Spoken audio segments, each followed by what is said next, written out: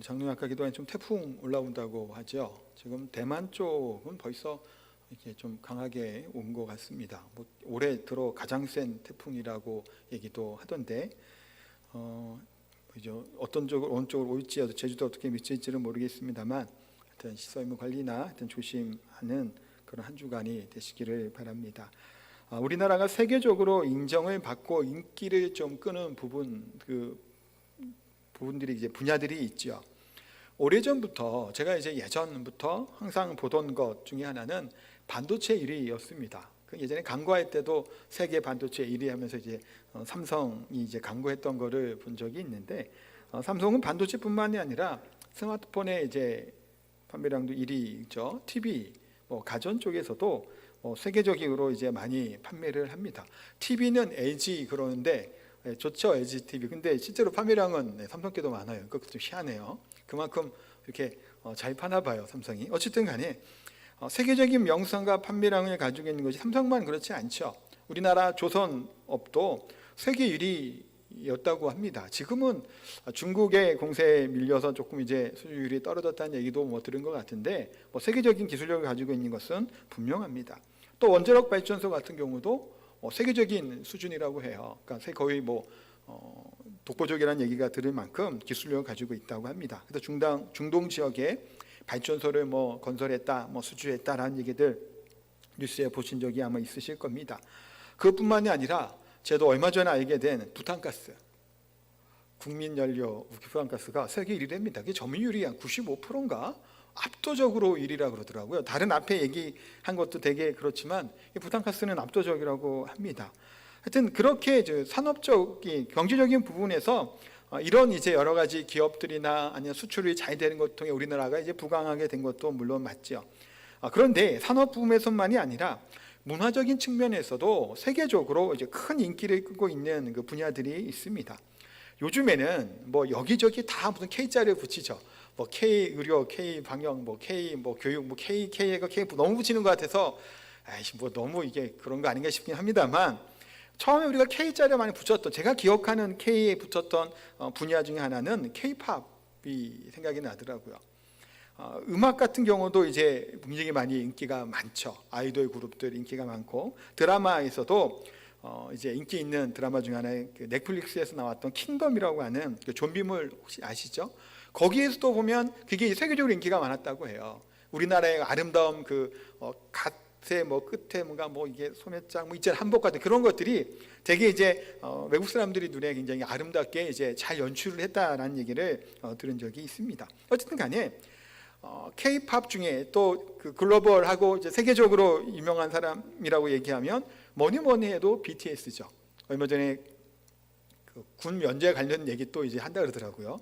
줘야 되냐 말아야 되냐 얘기를 한다던데, 어쨌든 간에 굉장히 큰 인기를 끌고 있는 또 아이돌 그룹 BTS가 있습니다. 근데 BTS 이전에 세계적으로 또 미국 시장에 빌보드 2위까지 올라갔던 가수가 있었습니다. 누구죠? 싸이죠. 강남스타일. 그게 정말 세계적으로 선풍적인 폭발적인 인기를 끌었습니다. 유튜브의 조회수가 어마어마하다는 얘기를 다들 들어서 아실 겁니다. 싸이가 쳤던 말춤 다들 아시다 이렇게 해갖고 막 치는 거 말도 못하게 인기가 끌었죠. 외국에서 이제 영화 배우들이 내한하게 되면 그런 거 이렇게 추기도 하고, 또 아냐고 물어보고 Do you know 강남스타일 물은다 그러잖아요. 우리나라 사람들 그게 좀 있대요. Do you know 김치 강남스타일 계속 이렇게 물어보잖아요. 그럴 만큼 세계적으로 이제 큰 인기를 끌었어요. 그럼 강남스타일 이후에 싸이는 뭐 하고 있을까요? 혹시 아시는 분 계세요? 잘 모르시겠죠. 빅파더라고 하는 곡도 쓰고 몇 곡 더 나온 줄 알고 있어요, 저도. 근데 별로 인기를 그만큼 끌지 못했습니다. 강남스타일이라고 하는 이 음악도 예상치 못하게 생각지도 못했던 대박이 났다는 얘기로 제가 들은 적이 있던 것 같아요. 근데 그 이후에 또 다른 앨범을 이제 발매할 때 어떤 마음을 갖고 발매를 할까요? 이 앞에 있었던 강남스타일 이상 되는, 이번에는 빌보드 1위를 거머쥐고자 하는 마음으로 또 앨범을 냈겠죠. 근데 이게 안 되는 겁니다. 쉽지가 않았다고 해요. 근데 그 이후에 이제 싸이가 하는 말 중에 하나는 즐겁지 않았다라는 거예요. 원래 싸이라고 하는 가수의 특징이 뭔가요?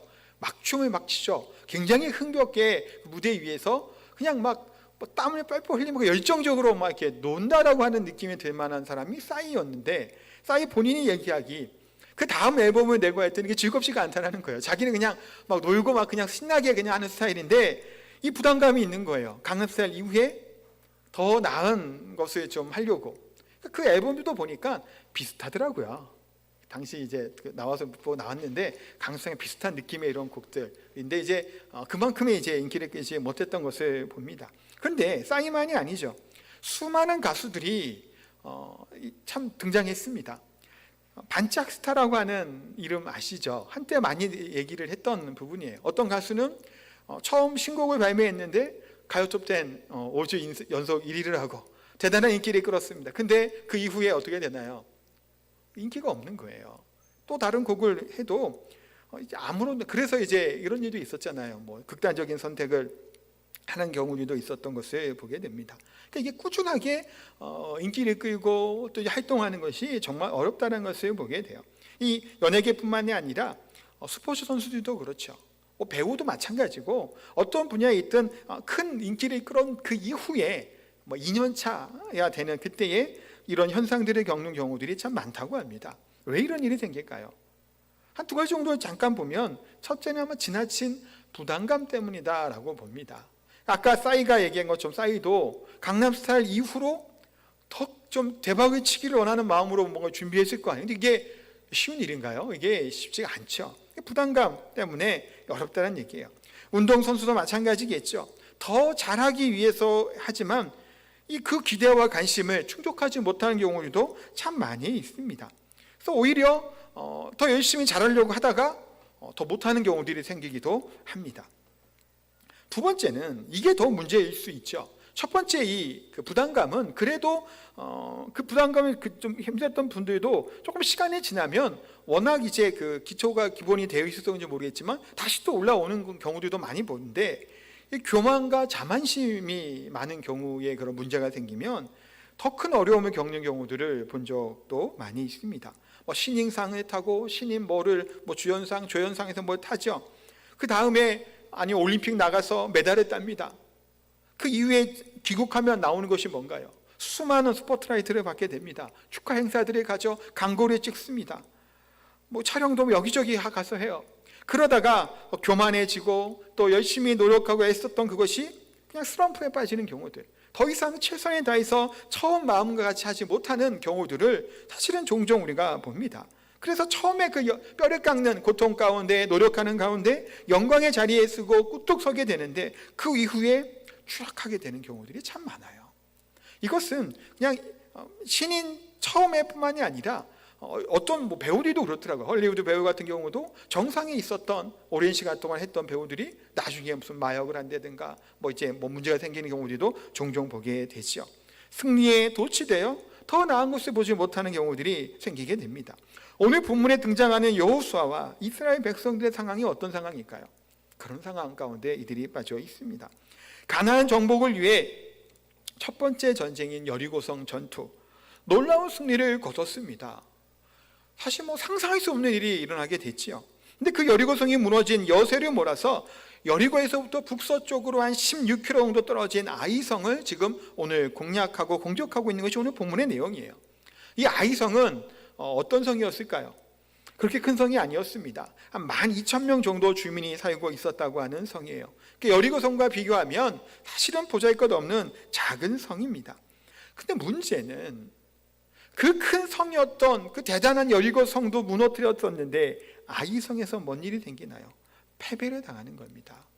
실패를 맛보게 된 겁니다. 몇 명이 올라가나요? 3,000명 정도 군대를 보내죠.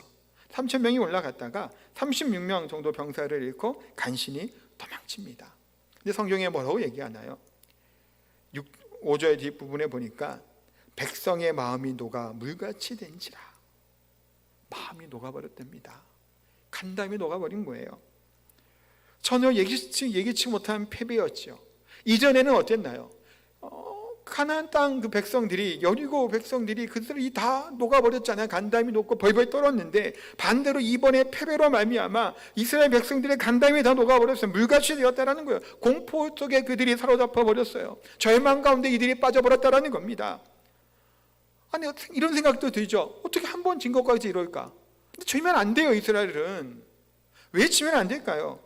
패배해서는 안 되는 전쟁을 치르고 있습니다. 이들은 아브라함부터 시작했던 약속의 땅이었던 가나안 땅, 모세를 통해 이들을 이끌어냈던 이 하나님께서 광야에 40년을 이끄시고 요단강을 건너고 여리고를 무너뜨렸던 하나님이 함께 하시고 하나님이 행하시는 이 전쟁은 패할 수가 없잖아요. 이겨야만 되는 전쟁이란 말이에요. 그런데 여기에서 진 거예요. 간담이 녹을 만큼 도망가 버린 겁니다. 하나님의 이 군대가 패배한 거예요. 있을 수 없는 일이 일어나게 됩니다. 이때 여호수아는 이 문제 앞에 하나님 앞에 나와 부르짖습니다. 6절, 7절 그 말씀이 나오죠. 이거 같이 한번 읽어보도록 하겠습니다. 여호수아가 옷을 찢고 이스라엘 장로들과 함께 여호와의 궤 앞에서 땅에 엎드려 머리에 티끌을 뒤집어 쓰고 저물도록 있다가 이르되 슬프도소이다. 주 여호와여 어찌하여 이 백성을 인도하여 요단을 건너게 하시고 우리를 아모리 사람의 손에 넘겨 멸망시키려 하셨나이까. 우리가 요단 저쪽을 만족하게 여겨 거주하였다면 좋을 뻔하였나이다. 이 기도의 모습이에요. 이 기도의 내용을 보면 그 원망하는 것처럼 혹시 느껴질 수 있는데 이게 원망의 부분이 아니라 한탄하는 거예요. 아니 지면 안 되잖아요. 왜냐하면 패하면 하나님이 패하는 것이 되고 하나님의 군대가 망하게 되는, 이것은 있을 수 없는 일이에요. 여호수아의 입장에서. 그러니까 이 간단한시 기도합니다. 옷을 찢고 머리에 티끌을 뒤집어 쓰고 언약궤 앞에서 부르짖습니다. 그럼 왜 실패했을까요? 왜 졌을까요? 첫 번째 볼 것은 교만은 패망의 선봉입니다. 잠언 16장 18절 말씀 같이 읽겠습니다. 교만은 패망의 선봉이요 거만한 마음은 넘어짐의 앞잡이니라. 아멘. 이 말씀 우리가 정말 가슴 깊이 잘 새겨놔야 됩니다. 교만은 패망의 선봉이고 거만한 마음은 넘어짐의 앞잡이에요. 아이성 전투의 패배의 원인 중에 하나는 교만한 마음입니다. 자만심 때문이었어요. 여리고성을 무너뜨린 후 여호수아와 이스라엘 백성들은 대단히 자신만만했겠죠. 왜 그랬을까요? 6장 27절 말씀에 보면 이렇게 주변 지금 당시 상황에 대해서 설명하고 있어요. 한번 볼까요? 여호와께서 여호수아와 함께 하시니 여호수아의 소문이 그 온 땅에 퍼지니라. 여호수아라고 한 이 사람에 대한 이 소문이 가나안 땅 곳곳에 퍼지기 시작한 겁니다. 이런 위대한 대단한 하나님의 모두 그 백성 집단에 위대한 하나님 지도자가 있기 때문에 지금 벌벌 떤 거예요. 여호수아 이름만 들어도 떨 만큼 명성이 자자하게 내게 됩니다.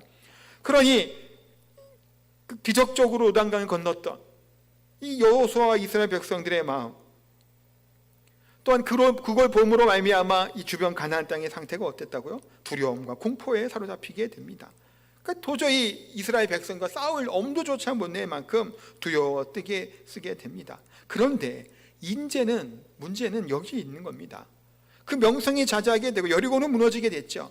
그랬더니 이들 가운데 뭐가 생긴 거라고요? 교만한 마음이, 자만한 마음이 싹트기 시작한 겁니다. 2절 3절에 보니까 이렇게 얘기하죠. 여호수아가 여리고의 사람을 베델 동편 베델 곁에 있는 아이로 보내며 그들에게 말하 이르되 올라가서 그 땅을 정탐하라 하며 그 사람들이 올라가서 아이를 정탐하고 그에 뭐라고 얘기하나요? 여호수아에게로 돌아와 그에게 이르되 백성을 다 올라가게 하지 말고 2-3천 명만 올라가서 아이를 치게 하소서. 그들을 소수이니 모든 백성이 그리로 보내어 수고롭게 하지 마소서 하므로. 자, 먼저 정탐꾼을 보냅니다. 이거는 큰 문제가 없어요. 어떤 목사님들의 학자들은 정탐꾼 보낸 것 같고도 좀 뭐라고 하는데 제가 볼 때는 그게 크게 문제되지는 않을 것 같습니다. 왜냐하면 여리고성을 할 때 정탐꾼을 보내왔고 또 계속 정탐꾼을 보냈으니까. 근데 문제는 뭘까요? 정탐꾼을 보낸 이후에 소수가 올라간 것도 문제입니다. 왜 소수가 올라간 것이 문제였을까요? 아이성의 그 인구는 한 12,000명 정도 된다고 했잖아요. 그러면 군대가 한 5,000명 정도로 이제 봅니다. 싸울 수 있는 장정들 하니까 3,000명 이상이에요, 사실은. 그럼 병력의 우위가 누구한테 있는 건가요? 아이성이 더 많을 수 있는 상황이에요. 또 이것은 비탈길에 있고 지형 자체가 좋지 못해요. 적은 숫자로 공략해서 승리하기는 사실은 힘든 지형에 있는 것이 아이성이었습니다. 근데 거기를 자만하는 마음, 교만한 마음으로 적은 숫자로 보내자라는 거예요. 그래서 갔다가 이제 패한 거죠. 뿐만 아니라 가장 중요한 것은 뭘까요? 하나님께 묻지 않습니다. 하나님께 기도하지 아니했어요. 정탐꾼을 보낸 이후에 하나님께 어찌해야 될지를 여쭈어야죠. 기도하고 그 이후에 하나님이 행하신 대로 했어야 됨에도 불구하고 이들은 교만한 마음 가운데 하나님께 물어보지 아니하고, 또 여호수아도 정탐꾼의 보고 그대로 3,000명 정도만 보내게 된 겁니다. 사실 작은 성이다 보니까 적은 숫자를 보내도 충분히 이길 것 같았단 말이에요. 여리고성과 비교하면 이거 별것도 없잖아요. 그러니까 그때도 우리가 이겼으니 뭔 생각을 한 건가요? 여리성 정도야 뭐 금방이지 뭐 한 생각을 했던 겁니다. 승리의 기쁨과 감격에 빠져서 이들이 교만이 싹트게 된 거예요. 자만심이 생기게 됐던 겁니다. 근데 보시면 어떤가요? 여리고성이 어떻게 무너졌나요? 바퀴를 돌았잖아요. 그냥 6바퀴 돌고 6일 동안 7일째 7바퀴 되고 와장창 이게 끝이잖아요. 뭘 한 게 있다고 교만해지나요? 지금 이들이. 근데 교만해지는 거예요. 놀랍잖아요. 이게 놀랍지 않으신가요? 깜짝 놀랐어요. 저는 깜짝 놀랄 정도예요. 인간이 그렇더란 거예요. 별로 한 게 없어요. 지 능력으로 요단강을 건넸나요? 아니에요. 자기 힘으로 여리고성을 무너뜨렸나요? 아니란 말이에요. 이들이 잘한 건 뭐예요? 한 가지 잘한 게 있어요. 순종한 거예요. 돌아라 그러니까 돌은 거예요. 그러면 이들이 해야 될 것은 뭐예요? 잘한 걸 하면 돼요. 뭘 하면 된다고요? 순종하면 돼요. 여쭙고 기도하고 하나님이 원하는 대로 하면, 그 잘하는 거 하면 되는데 이들은 어떤 마음을 가진 거예요? 이때는 다시 이 승리의 기쁨 때문에 하나님께 지혜와 전략을 구하지도 않고 자신들의 생각과 판단과 계획으로 충분히 아이성을 무너뜨릴 수 있다. 이제는 하나님의 그런 기적적인 일들이 필요 없다. 우리들의 힘으로 이 기세를 몰아서 아이성을 점령하면 되겠구나. 그러니 2-3천 명만 보내소서. 그 얘기를 하는 거예요. 여호수아 또한 동조를 했죠. 그때 하나님께 그들의 얘기를 멈추게 하고 하나님께 여쭙고 했으면 좋았겠으나, 그럼 하나님 뭐라고 하셨을까요? 문제를 얘기를 하셨겠죠. 근데 일단 들어갔다가 패배를 맛보게 됩니다. 보통 교만해지는 이유는 뭘까요? 앞에 잠깐 언급을 제가 했습니다만, 자기가 잘했다고 생각을 할 때 교만해집니다. 내게 능력이 많다고 생각하게 될 때 교만해집니다. 내가 할 수 있는 힘이 있다고 생각할 때 교만해지는 거예요. 내 지혜와 능력을 의지하게 될 때 우리는 교만해집니다. 우리 인간이 그래요. 그러니까 내가 되게 잘났으면 교만해지는 거예요. 아까 얘기했죠. 스타들, 운동선수들, 그런 수많은 유명한 사람들, 정점을 찍는 놀라운 그런 것들을 하잖아요. 그 이후에 꼬꾸라지는 이유 중에 하나는 뭐예요? 내가 잘했기 때문이잖아요. 교만해집니다. 하는 말들도 거만해진다고 하죠. 그 연예계에 이런 말들이 있잖아요. 배우병 걸렸다고. 배우병. 잘났다는 거예요. 그래서 어떤 개그맨이면서 영화 한번 출연하고 나서 영화 배운 적을 뻑였다잖아요. 같은 동료 개그맨들 까이보고. 왜 그럴까요? 그게 교만한 마음이에요. 자기가 되게 대단하다고 여기는 그런 모습들이죠. 그런데 그럴 이유가 있나요? 없었잖아요. 모든 순간순간 지금까지 여리고까지 오는 그 과정들이 누구로 말미암은 건가요? 하나님 말미암인 것이죠. 하나님으로 인해 이루어졌던 이거예요. 그럼에도 불구하고 자만해야지 말해야 됨에도 불구하고 이들은 자만한 겁니다. 우리의 경험의 부분에 있어도 어떤가요? 우리의 모습은 교만함이 없나요? 내가 잘하게 될 때, 내가 성공하게 될 때, 그 성공이, 그 성취된 것이 내 힘과 능력으로 했다고 생각하는 순간 우리는 교만해지는 겁니다. 똑같아요. 은혜 받을 때 또한 뭐가 뒤따라오나요? 시험이 따라온 경우들이 많아요. 하나님께 은혜가 충만하게 받을 때 조심해야 돼요. 마귀가, 사단이 공격합니다. 내가 선 줄로 알면 넘어질까 조심하라 그러죠. 교만해서는 안 된다는 겁니다. 나의 행위, 노력, 의가 아니라, 스스로의 힘이 아닌 인간적인 성공이 아니라 오히려 반대로 우리가 인간적인 이 땅에 성공을 했을 때 우리는 뭐 해야 될까요? 더욱더 조심해야 돼요. 하나님 앞에 겸비하고 겸손한 마음으로 나아가야 됩니다. 우리가 이 땅에서 돈을 많이 벌게 됐을 때, 우리가 큰 명예를 거머쥐었을 때, 영광을 이 땅에서 받았을 때, 그때 더 조심해야 되는 거예요. 하나님을 떠나고 하나님을 모른다고 하고 내 힘과 능력을 자랑할 수 있는 그런 위험에 빠질 수 있는 그때가 바로 그때라는 겁니다. 그래서 교만은 패망의 선봉입니다. 겸손해야 돼요. 로마서 11장 18절에 이렇게 말씀하고 있습니다. 같이 보겠습니다. 그 가지들을 향하여 자랑하지 말라. 자랑할지라도 내가 뿌리를 보존하는 것이 아니요 뿌리가 너를 보존하는 것이니라. 아멘. 로마서 11장 말씀이 이제 지난 주간 큐티했던 본문의 내용입니다. 로마서 말씀에 이방인 성도들이 교만하지 말라는 거예요. 누구에게? 유대인들에게 우월심을 갖지 말라는 겁니다. 구원받은 것이 누구로 말미암은 건가요? 하나님으로부터 온 것이죠.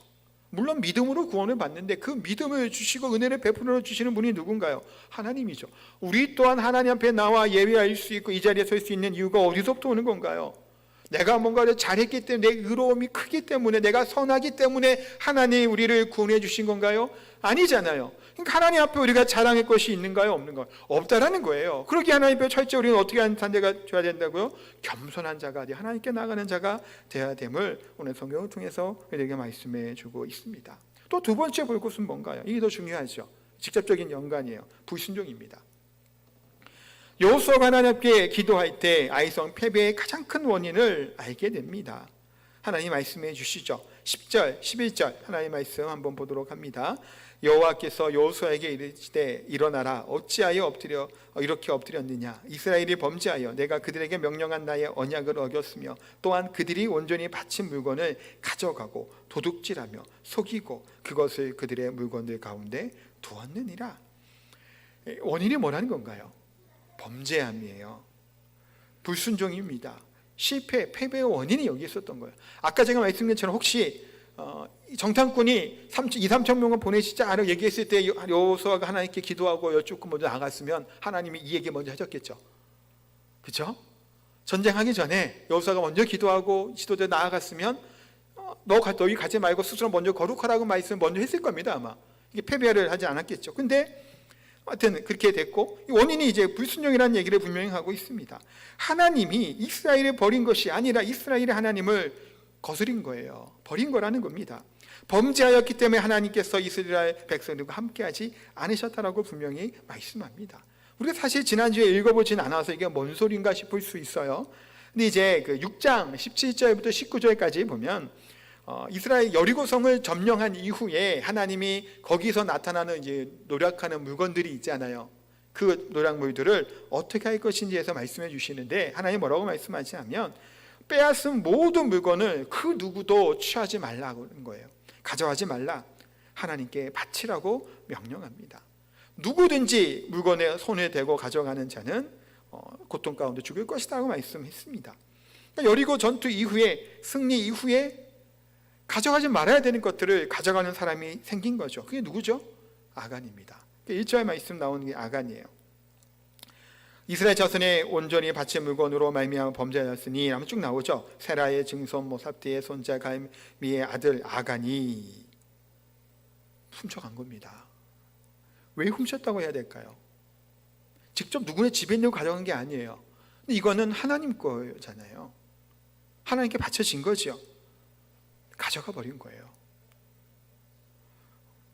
하나님 것을 취하여 간 겁니다. 아간이라고 하는 사람의 이름의 뜻은 괴롭히다, 골치 아픈이라고 하는 이름의 뜻을 가지고 있는 사람이에요.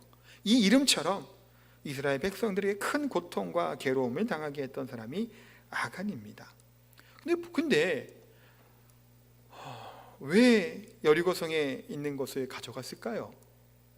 아간이 가져간 품목이 세 가지가 있는데 첫 번째는 외투입니다. 두 번째는 은 200세겔이고 세 번째는 30세겔 되는 금덩어리예요. 외투를 왜 가져갔을까요? 이스라엘 백성들은 지금 어디 있다가 온 사람들인가요? 광야에서 40년 동안 있다가 왔습니다. 그들이 입고 있는 옷은 어떨까요? 생각이 되시죠? 근데 그 여리고성에 있는 이 의복과 좋은 것들을 보니 눈이 뒤집어진 거예요. 탐욕이 생긴 거예요. 어제 그 삼풍백화점 사고 난 것에 대해서 그때 그 이름 무슨 있더라고요. 이제 한번 본 적이 있는 잠깐 봤는데 다들 아시죠? 95년도에 있었던 삼풍백화점 붕괴. 수많은 사람들이 죽었습니다. 충격적인 일이었죠. 저도 당시에 이렇게 그 기사를 보고 깜짝 놀랐습니다. 완전히 이제 집안이 붕괴됐더라고. 5층부터 1층까지가 겹겹이 그 햄버거 쌓아둔 것처럼 탁탁 차곡 이렇게 쌓아져서 이렇게 붕괴됐던. 그러니까 사람이 없어요. 위에 5층부터 1층까지. 지하 1층에서 이제 구조가 됐잖아요. 그런데 거기에 어떤 사람이 등장하게 됐나요? 악마들을 보았다는 얘기가 거기서 나오죠. 웃으면서 자원봉사자인 척하고 붕괴 현장에 도착해서 명품 옷이나 그런 것들을 다 가져가기 시작하는 거예요. 사진 찍혔는데 웃으면서 막 들고 가는 거예요. 어떤 사람이 옷을 몇 겹을 입고 있었대요. 명품 옷을. 그것 때문에 걸렸다고 해요. 걸린 게 뭐 400명이래요. 가져가다 걸린 사람이. 수많은 사람이 붕괴가 죽은 그 현장에서 자원봉사자라고 가갖고 물건들을 이렇게 명품 같은 유명 백화점이잖아요. 강남에 있었던 백화점을 훔쳐가 버린 거예요. 그거를. 그렇게 악한 모습들, 깜짝 놀랄 만한 일이죠. 지금 아간이 이런 외투를 훔친 게 어떨까요? 어찌 보면 그런 모습이 욕심과 탐욕으로 외투를 숨겨놓은 거예요. 은과 금을 또 숨겨뒀던 겁니다. 하나님께 바쳐진 것을 욕심과 탐욕으로 말미암아 가져간 거예요. 7장에 보면 바친 물건이라고 하는 말들이 여러 번 나옵니다. 반복해서 나와요. 이건 하나님 거라는 거예요. 하나님 거를 가져간 거예요. 단순히 도적질이 아니죠. 하나님은 모독한 거죠. 하나님의 이름을 훼손하는 것이고 도전하는 거예요. 왜 하나님이 다 이것을 가져가라고 바치라고 했을까요? 이 전쟁은 가나안 땅에 들어간 몇 번째 전쟁인가요? 첫 번째 전쟁이죠. 첫 것은 누구 거예요? 누구 거죠? 하나님 거잖아요. 제가 이제 그 6월절 얘기할 때 설명드렸죠. 처음 것은 하나님 거예요. 이 6월절 전쟁은 또 누구로 인해서 승리한 건가요? 한 게 있나요? 이들이? 없잖아요. 하나님이 하셨고 하나님이 무너뜨리고 하나님이 승리하신 첫 번째 이 가나안 땅에 들어간 전쟁, 그 모든 것은 다 누구 거에게 하는 게 마땅한 거예요. 하나님 건 것이 마땅하죠. 하나님께 드리라는 거예요. 그 이후에 전쟁에서 하나님이 다 내놓으라고 안 하세요. 이때 한번 하시는 거예요. 처음 전쟁 때 내 것이다. 그걸 알라는 거예요. 모든 이 전쟁의 승패와 승리하는 게 요인이 어디서부터 왔다는 거예요? 하나님께로부터 왔다는 것을 알게 하기 위해서 하나님이 내게 바치라는 거지. 하나님은 뭐가 필요해요? 사실은 물건들이. 외투가 뭐가 필요하겠어요? 하나님이. 그 문이 필요한가요? 아니지요. 인간들로 하여금 너희는 너된 것은 나로 말미암았다라는 사실을 알게 하는 거예요. 그래서 이것을 다 바치라는 것이고 우리가 11조를 드린 것도 그거이죠. 하나님께 헌금을 드린 다 그거 마찬가지예요. 모든 것이 다 하나님 거라고 하는 헌신의 마음, 우리가 왕이고 주가 아니라 그 뒤에 하나님이 있다는 사실을 깨닫는 거예요. 선악과를 먹은 것도 마찬가지죠. 선악과를 만들어 주신 것도 네가 대장이 아니에요. 아담이 대장이 아니란 말이에요. 이름을 지어주고 모든 걸 관리한다고. 아담 위에 아무도 없는 게 아니라 누가 있는 거예요? 하나님이 있잖아요. 선악과를 먹지 말라. 여리고 성인은 모든 것을 다 내게 바치라. 저희 때로 가져가지 말라. 가져가는 겁니다. 불순종, 하나님께 도전적인 이 완악한 행위로 말미암아 이스라엘은 패배한 겁니다. 한 사람의 범죄로 인해 온 이스라엘이 고통을 당하게 되는 것을 보죠. 한 사람의 영향력이 얼마나 큰지 모릅니다. 한 사람의 선한 영향력을 말미암아 세계가 뒤집어졌죠. 바울 사도라고 하는 하나님의 사람으로 통해서 유럽을 통해 미국을 통해서 어디로 오나요? 대한민국 아시아 지역까지 복음이 전하는 놀라운 일들이 그 소수의 몇 사람의 하나님의 사도들을 통해서 이 일들이 일어난 것을 봅니다. 반대로 한 사람 때문에 공동체에 피해를 보는 경우도 얼마나 많은지 몰라요. 대표이사가, 회장이 경영을 잘못하면 그 회사만 문 닫으러 끝나는 게 아니죠. 누가 더 딸려 있나요? 직원들이 딸려 있죠. 수천 명, 수만 명이 직장을 잃게 됩니다. 대통령 선거를 우리가 잘하고 기도해야 되는 것이 무엇일까요? 대통령이 누가 뽑히는가에 따라서 앞으로의 우리 나라의 것이 사실 판가름 나죠. 그렇기 때문에 우리가 대통령을 위해서 기도해야 됩니다. 한 사람의 악한 사람의 행위들을 통해서 놀라운 무서운 일들이 세계가 두려웠던 일도 있었죠. 어제가 9월 11일입니다. 9월 10일 하면 떠오르는 것이 있죠. 9.11 테러 20주년 됐다고 해요. 2001년도에 발생했으니까요. 수많은 세계 사람들이 충격에 빠졌습니다. 한국도 마찬가지였죠. 전 세계가 테러의 공포에 빠지는 일들이 일어나게 돼요. 악한 지도자 한두 사람 때문이겠죠. 어떤 면에서는 한 사람의 이런 영향력이 이렇게 대단하던 것을 보게 됩니다. 오늘 본문의 이스라엘 백성들의 고통에 당하는 원인은 이 아간이라는 이 한 사람의 완악함, 죄악, 불순종 때문에 모든 이스라엘 백성들이 고통에 당하고 두려움에 떨게 되는 일들이 생기게 된 겁니다. 근데 이 한 사람 때문에 왜 다 같이 고통받아야 될까요? 근데 교회 공동체는 어떤 건가요? 같은 한 몸을 이룬 공동체가 교회 공동체라는 사실을 우리가 알아야 됩니다. 그래서 고린도전서 12장 26, 27절을 보면 이런 말, 제가 이건 얘기했습니다. 만일 한 지체가 고통을 받으면 모든 지체가 함께 고통을 받고, 한 지체가 영광을 얻으면 모든 지체가 함께 즐거워하느니라. 너희는 그리스도의 몸이요 지체의 각 부분이라. 한 지체, 한 손가락이 뭐가 하나가 가시가 박히고 아파도 골이 찡찡 아프잖아요. 손가락 여기가 아파도 머리가 다 아파요. 한 지체가 한 몸이라는 겁니다. 그러기에 우리는 공동체를 이루어 살아가는 우리들은 뭘까요? 다른 사람이 잘 될 때 배 아파하는 것이 아니죠. 다른 사람이 못했을 때, 어려움에 처했을 때 고소해하는 것이 아니에요. 잘 됐다고 하는 것이 아니에요. 다른 사람이 죄악에 빠졌어요, 범죄함에 저질렀을 때 그들이 정죄하고 비방하는 자의 모습을 쓸 것이 아니라 그의 아픔과 함께 나도 같이 아파하는 것이 공동체를 이루는 성도들의 모습이라는 겁니다. 나만을 위하고 나를 위해서, 내 가족만을 위하는 것이 아니라 교회 공동체를 세워나가는 한 몸 이루는 지체라는 사실을 우리가 기억하는 시간이 되시기를 소망합니다. 세 번째는 여기서 끝나는 것이 아니죠. 그 다음에 뭐가 나와야 되나요? 거룩하게 함이 나오게 됩니다.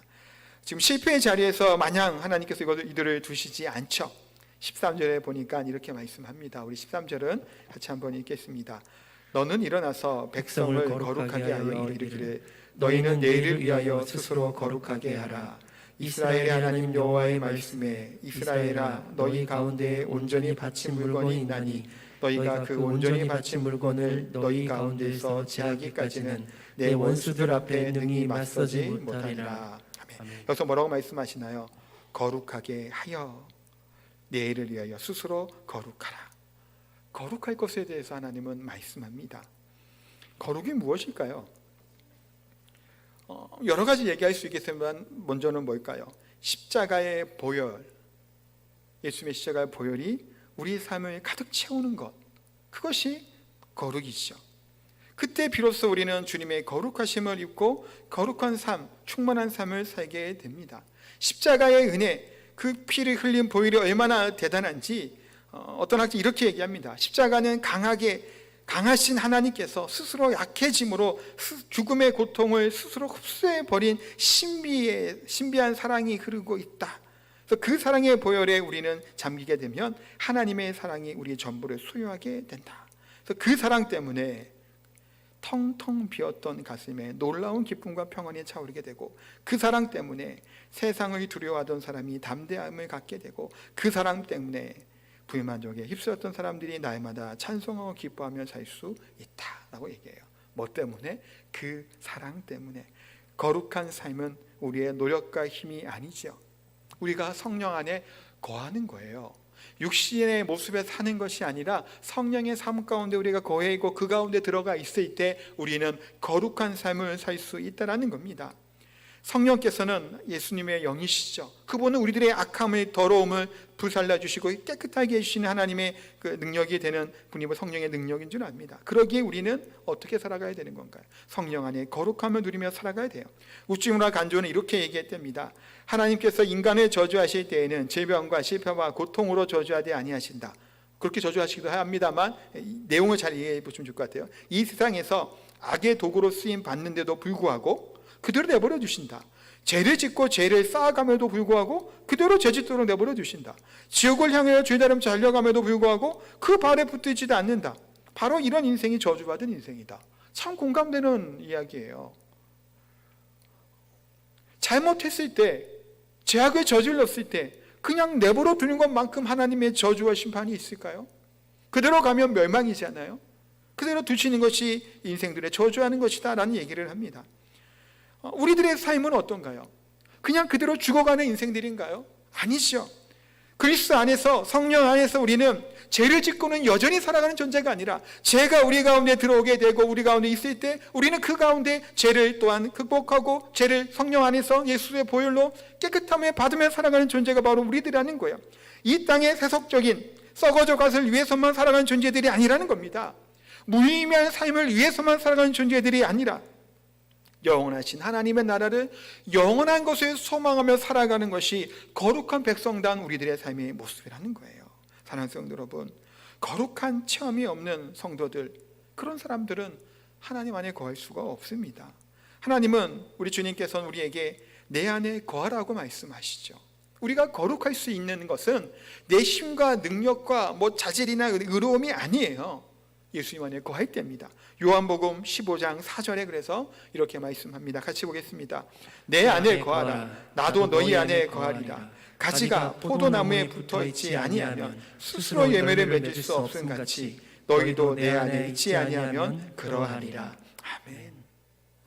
우리는 붙어있지 않으면 열매를 못 맺는단 말이에요. 그러기에 주님 안에 거하는 것, 붙어있는 것, 그것이 거룩함이에요. 그래서 거룩함은 주님과 함께 할 때 가능한 것이고, 또 주님과 함께 거하게 될 때 우리는 거룩한 백성으로 살아갈 수 있음을 믿습니다. 그래서 여호수아를 통해서 하나님 뭐라고 말씀하시나요?